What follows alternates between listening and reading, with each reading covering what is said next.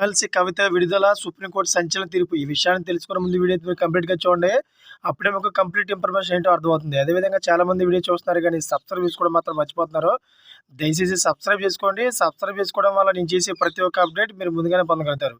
అదేవిధంగా చాలామంది లైక్ చేయడం మర్చిపోతున్నారు. దయచేసి లైక్ చేయండి. లైక్ చేయడం వల్ల ఈ ఇన్ఫర్మేషన్ అనేది మనం చాలామందికి రీచ్ చేసిన వాళ్ళు అవుతాం. ఫ్రెండ్స్ ఇంక లేట్ చేయకండి వీడియోలోకి వెళ్ళిపోతాం. ఫ్రెండ్స్ ఎమ్మెల్సీ కవిత రౌజ్ అవెన్యూ కోర్టులో హాజరయ్యారు. అదేవిధంగా ఢిల్లీ లిక్కర్ స్కామ్స్ కేసులో అరెస్ట్ అయిన బీఆర్ఎస్ ఎమ్మెల్సీ కవిత ఈడీ కస్టడీ నేటితో ముగిసింది. దీంతో ఈడీ అధికారులు కవితను రౌజ్ అవెన్యూ కోర్టులో హాజరుపరిచారు. కాగా కవిత కేసులో ఇరువైపుల వాదనలు ముగిశాయి. కుమారుడు పరీక్షల నేపథ్యంలో కవితకు మధ్యంతర బెయిల్ మంజూరు చేయాలని ఆమె తరపు న్యాయవాదులు బెయిల్ పిటిషన్ దాఖలు చేశారు.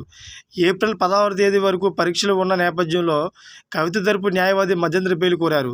ఈ కేసులో ఇప్పటికే అటాచ్ చేసిన ఆస్తులను ఖరారు చేస్తూ అడ్జుకేటింగ్ అథారిటీ ఉత్తర్వులు ఇచ్చిందని ఈడీ న్యాయవాది కోర్టుకు తెలిపారు.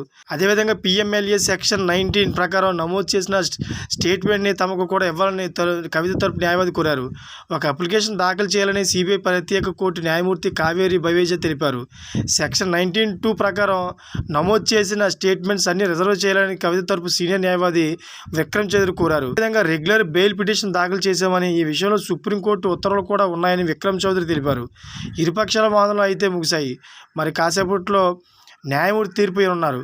అదేవిధంగా న్యాయమూర్తి అయితే తీర్పు వెల్లడించారు. ఆమెకు 14 రోజులు జ్యుడిషియల్ రిమాండ్ విధించి, దీంతో ఏప్రిల్ 9 వరకు కవిత జైల్లో అంటే తిహార్ జైల్లో ఉండనున్నారు. జ్యుడిషియల్ రిమాండ్ నేపథ్యంలో ఆమెను జైలుకు తరలించేందుకు అధికారులు ఏర్పాటు చేస్తున్నారు.